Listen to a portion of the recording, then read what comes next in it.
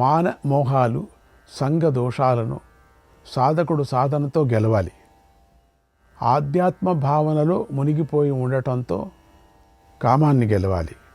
సుఖదుఖాది ద్వంద్వాలను ఓర్చుకోవటం లేదా గెలవటం అనే దానికోసం సాధన చేయాలి. ఆ పరంధామం సూర్యచంద్రాగ్నుల కన్నా పైది అని భావన చేయాలి. దాని మీదే ధ్యానం చేయాలి. జీవులందరూ భగవంతుడి అంశయే అని తెలుసుకోవాలి. ఎవరిని చూసినా భగవంతుడే కనిపించాలి. భగవంతుడు చెప్పిన విధంగా జీవుడి యొక్క సూక్ష్మతత్వాన్ని జ్ఞాననేత్రంతో చూసే ప్రయత్నం చేయాలి.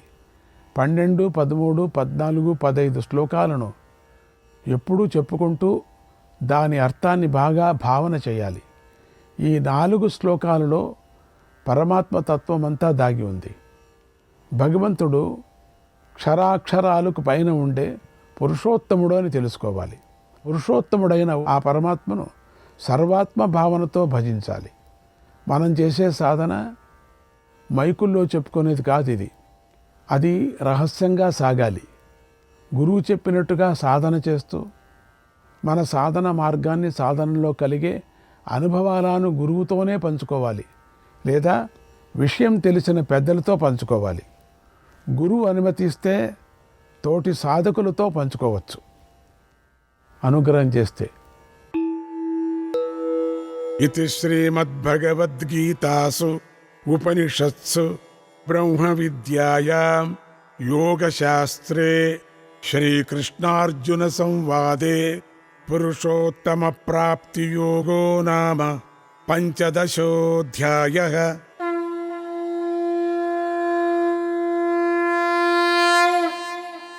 పంచదశాధ్యాయ మహిమ.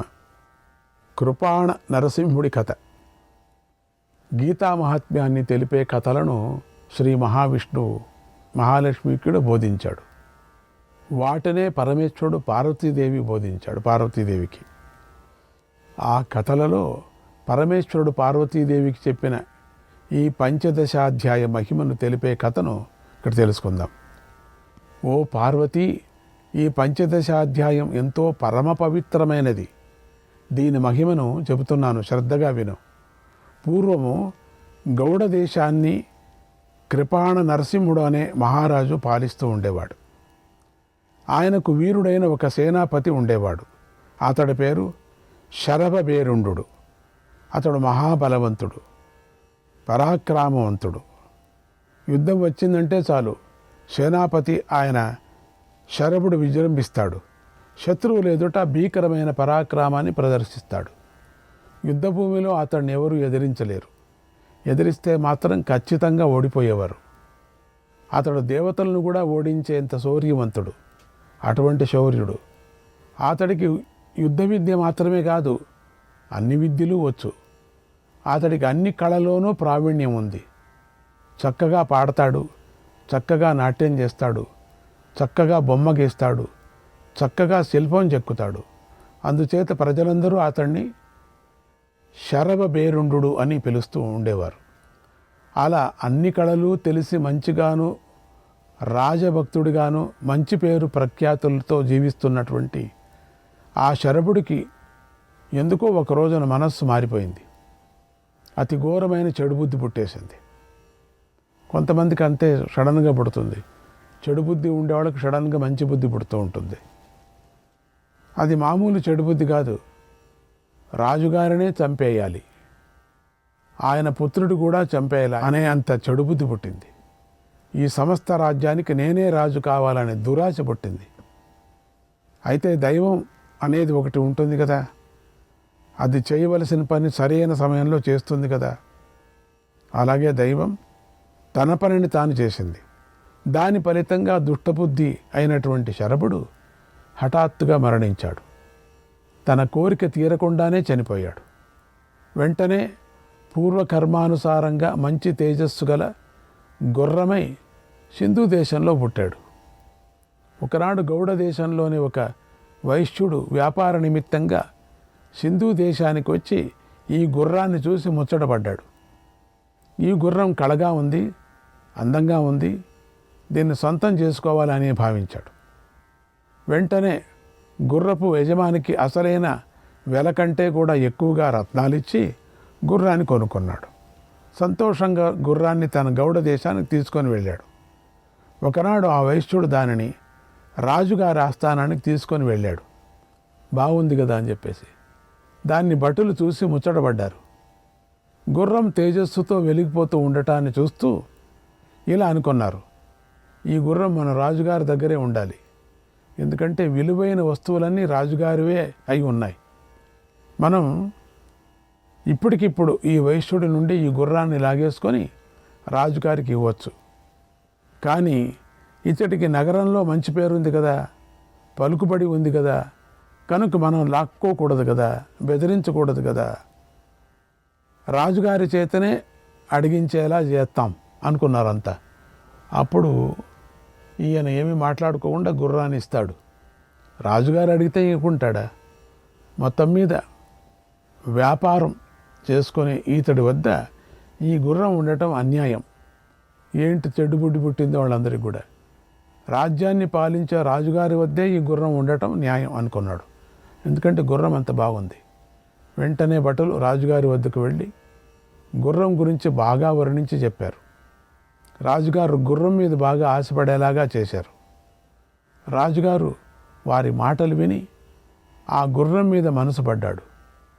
దాన్ని ఎలాగైనా పొందాలనుకొని వైశ్యుడిని పిలిచి గుర్రాన్ని తెమ్మన్నాడు. వైశ్యుడు గుర్రాన్ని తెచ్చాడు. రాజుగారు దాని జూలును సవరిస్తూ అశ్వహృదయం తెలిసినటువంటి శాస్త్రవేత్తలను పిలిపించాడు. వారితో ఇలా అన్నాడు, ఓ పండితులారా, ఈ గుర్రానికి మంచి లక్షణాలు ఉన్నాయో లేవో పరీక్షించి చెప్పండి అన్నాడు. అంతే, వారు వెంటనే గుర్రాన్ని పరిశీలించి పొంగిపోయి ఇలా అన్నారు చూసి, మహారాజా, మీరు బంగారం లాంటి గుర్రాన్ని పట్టారు. ఈ రోజు నుంచి మీ దశ మారిపోతుంది.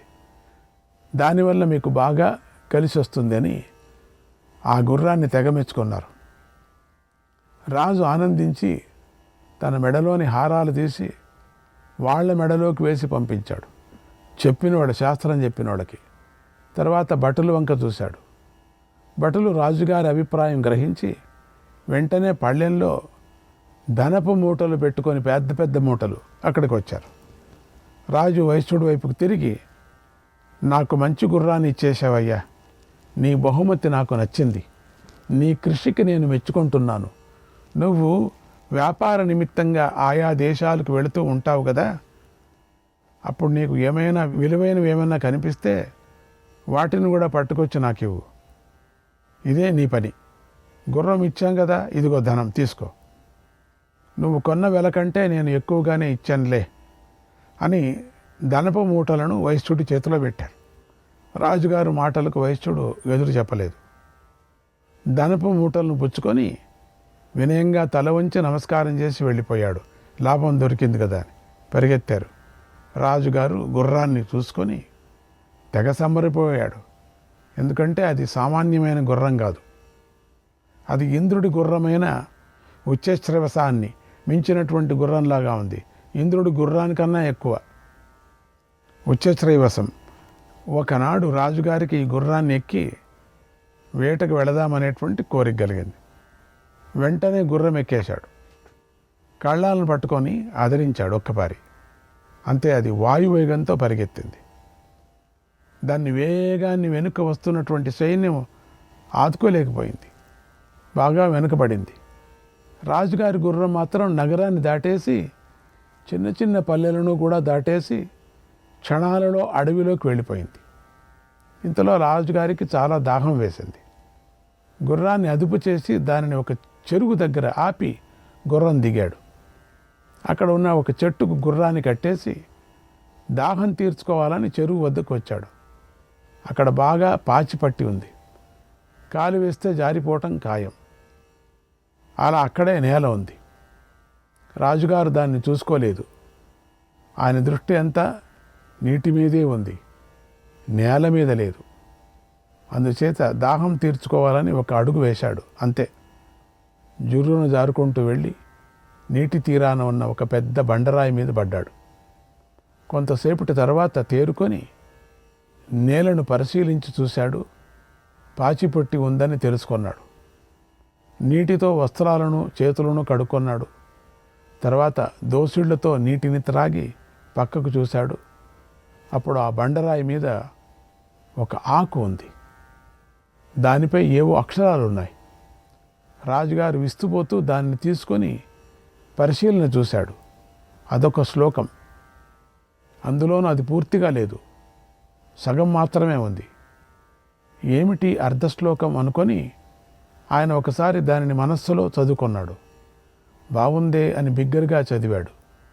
దాన్ని విని అక్కడ ఉన్న గుర్రంలో మార్పు వచ్చింది. అప్పటిదాకా సంతోషంగా ఉన్నది వెంటనే పెద్దగా సకిలించింది. దాని నోటి నుండి నురుగులు వచ్చేశాయి. అది గిలగిలా తన్నుకొని నేలపై పడి మరణించింది. వెంటనే దాని నుండి దివ్య రూపాన్ని ధరించిన ఒక దివ్య పురుషుడు ప్రకటమై ఆకాశంలో నిలబడ్డాడు. తక్షణమే అతడి వద్దకు ఒక దివ్య విమానం వచ్చింది. రాజు చూస్తూ ఉండగానే ఆ పురుషుడు విమానం ఎక్కాడు. విమానం పైకి ఎగిరి విష్ణులోకానికి వెళ్ళిపోయాడు. ఇదేంటిది ఈ వింత మహారాజుకు వారికి ఆశ్చర్యపోయాడు.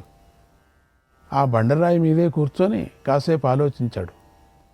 ఆకు మీద ఉన్న ఆ అర్ధ శ్లోకాన్ని మళ్ళీ మళ్ళీ చదివాడు. దానిని భావన చేశాడు. కానీ గుర్రం చనిపోవటం, అది దివ్య పురుషుడు కావటం వంటి ఘటనలు చూసి ఆశ్చర్యం నుండి బయటకు పడలేకపోయాడు. నెమ్మదిగా లేచి అడవిలో కొద్దిగా ముందుకు వెళ్ళాడు మెల్లగా. అప్పుడు రాజుగారి కొద్ది దూరంలో ఒక దివ్యాశ్రమం కనిపించింది. అది కాంతులతో వెలిగిపోతోంది. రాజుగారు ఎంతో ఆశ్చర్యపోతే అక్కడికి వెళ్ళాడు మెల్లగా. ఆ ఆశ్రమంలో శ్రీకృష్ణుడి భక్తుడు, గీతలోని పంచమాధ్యాయం అంటే ఎంతో ఇష్టపడేవాడు అయినటువంటి విష్ణు శర్మ అనే యోగి నివసిస్తున్నాడు. రాజుగారు ఆయన వద్దకు వెళ్ళి నమస్కారం చేసి ఇలా అన్నాడు: ఓ విప్రోత్తమ, నా పేరు కృపా నరసింహుడు. నేను గౌడ దేశానికి రాజును. నేను నా గుర్రంతో వేటకొచ్చాను. అంతలో నాకు బాగా దాహం వేసి అక్కడ ఉన్న చెరువులోకి దిగుతుంటే నాకు ఒక ఆకు మీద అర్ధశ్లోకం కనిపించింది. నేను దానిని బిగ్గరగా చదవగానే నా గుర్రం చనిపోయింది. తర్వాత అది ఒక దివ్య పురుషుడై విమానంతో వెళ్ళిపోయాడు. దయచేసి దీని కారణాన్ని చెప్పండి. ఆ శ్లోకం ఏమిటి? ఆ గుర్రం ఎవరు? అది ఏ మహిమ వల్ల దివ్య పురుషుడైపోయింది, దివ్యలోకాన్ని పొందింది అని అడిగాడు. అప్పుడు మహాత్ముడు, త్రికాలజ్ఞాని యోగి అయినటువంటి విష్ణు శర్మ ఇలా అన్నాడు: ఓ మహారాజా, పూర్వం నీ దగ్గర శర్వబేరుండు అనే సేనాపతి ఉండేవాడు. అతడే నీకిప్పుడు గుర్రం అయ్యాడు. అతడు పూర్వం మంచివాడే, కానీ హఠాత్తుగా అతడికి చెడు బుద్ధి పుట్టింది. నిన్ను నీ పిల్లవాడిని చంపి రాజ్యం పొందాలని దురాలోచన చేశాడు. ఆ పాప ఫలితంగా గుర్రమై పుట్టాడు. ఇక నీకు దొరికిన శ్లోకం, నువ్వు చదివిన శ్లోకం మామూలు శ్లోకం కాదు, అది భగవద్గీతలోనిది. దానికి 2 పాదాలు మాత్రమే ఉన్నాయి కనుక అది అర్ధశ్లోకం. ఆ అర్ధశ్లోకం పంచదశాధ్యాయంలోనిది. దాని మీద మనస్సు పెట్టి భక్తితో వింటే చాలు, ఫలం తప్పకుండా దక్కుతుంది. నువ్వు తెలియకుండా ఆ అర్ధశ్లోకాన్నే మళ్ళీ మళ్ళీ గట్టిగా చదివావు. దాని మీద నీ గుర్రం మనస్సు పెట్టింది, చక్కగా బాగా వింది. దాంతో గుర్రంగా ఉన్నటువంటి శరభ బేరుండుడి పాపాన్ని నశించిపోయాయి, అన్ని పాపాలు కూడా. వెంటనే అతడు దివ్య రూపాన్ని పొంది స్వర్గలోకానికి చేరాడు అన్నాడు. అప్పుడు రాజుగారు స్వయంగా ఇలా పంచదశాధ్యాయ మహిమను వినేసరికి, కళ్ళతో ప్రత్యక్షంగా చూసేసరికి ఆయనకి 15వ అధ్యాయం మీద ప్రేమ పుట్టింది. తక్షణమే రాజుగారు యోగి అయినటువంటి విష్ణు శర్మ కాళ్ళు పట్టుకొని ఇలా అన్నాడు: ఓ మహాత్మా, నాకు పంచదశ అధ్యాయాన్ని ఉపదేశించండి అని ప్రార్థించాడు. విష్ణు శర్మ సంతోషించి విష్ణు శర్మ రాజుగారికి 15వ అధ్యాయాన్ని ఉపదేశించాడు. తర్వాత రాజుగారు ఆయన అనుమతి పొంది తన రాజ్యానికి వెళ్ళాడు. అక్కడ కొంతకాలం రాజ్యం చేసి తన పుత్రుడైన సింహబలుడికి రాజ్యాన్ని అప్పగించాడు. అతన్ని రాజు చేసి మంత్రిగారి సలహాలు తీసుకుంటూ రాజ్యం చేయమని ఆజ్ఞాపించాడు. తర్వాత మహారాజు ఎక్కువ సమయాన్ని ఏకాంతంతో గడుపుతూ ఎంతో భక్తిగా గీతలోని 15వ అధ్యాయాన్ని పారాయణ చేశాడు. ఒక రోజున మోక్షం అందుకున్నాడు. ఓ పార్వతి, ఇది 15వ అధ్యాయ మహిమ. పశువులుగా పుట్టి దీనిని విన్నవారు కూడా సకల పాపాల నుండి విముక్తులవుతారు, తరిస్తారు. మరి పశువులే తరిస్తే మనుష్యులు తరించకుండా ఉంటారా? తరిస్తారు కదా అని పరమేశ్వరుడు బోధించగా పార్వతీదేవి విని ఎంతో ఆనందించింది. గీతలోని 5వ అధ్యాయానికి నమస్కారం చేసింది. శ్రీకృష్ణాయ పరమాత్మనే నమః. ఇంతటితో భీష్మ పర్వంలో 39వ అధ్యాయం సమాప్తమవుతున్నది. 16వ అధ్యాయం గురించి దైవాసుర సంపద్విభాగ యోగ, దీని గురించి మనం వెళదాం. 9వ అధ్యాయంలో 12-13 శ్లోకాలలో దేవతలకు సంబంధించినది, అసురులకు సంబంధించినది, రాక్షసులకు సంబంధించినది అంటూ జీవుల యొక్క 3 విధాలైనటువంటి ప్రకృతులను గురించి భగవంతుడు చెప్పాడు. వాటి గురించి విస్తారంగా చెప్పదలుచుకున్నటువంటి భగవంతుడు అభయం సత్వ సంశుద్ధి అంటూ ఈ అధ్యాయాన్ని ప్రారంభిస్తున్నాడు. దీనికి దైవాసుర సంపద్విభాగ యోగం అని పేరు. ఇందులో దైవీ సంపద, ఆసుర సంపద అనేవి తెలుపబడ్డాయి. 3 ప్రకృతులలో దైవ ప్రకృతి సంసారం నుండి విడుదలను ఫలంగా కలిగిస్తుంది. ఆసురీ ప్రకృతి మరి రాక్షసీ ప్రకృతి అనేవి సంసార బంధాన్ని కలిగిస్తాయి. అందువల్ల సాధకులు దైవీ ప్రకృతిని సంపాదించుకోవాలి, ఆసురీ ప్రకృతిని, రాక్షసీ ప్రకృతిని విడిచిపెట్టాలని చెప్పేందుకోసమే భగవంతుడు ఈ అధ్యాయాన్ని ప్రారంభించాడు. అభయం సత్వ సంశుద్ధి నుండి 3 శ్లోకాలను కలిపి చెప్పుకోవాలి. పురుషోత్తమ ప్రాప్తి యోగాన్ని చెప్పిన భగవంతుడు ఆ ప్రాప్తికి కావలసిన సాధనలను, సద్గుణాలను దైవీ సంపదగా ఇలా ఉపదేశిస్తున్నాడు.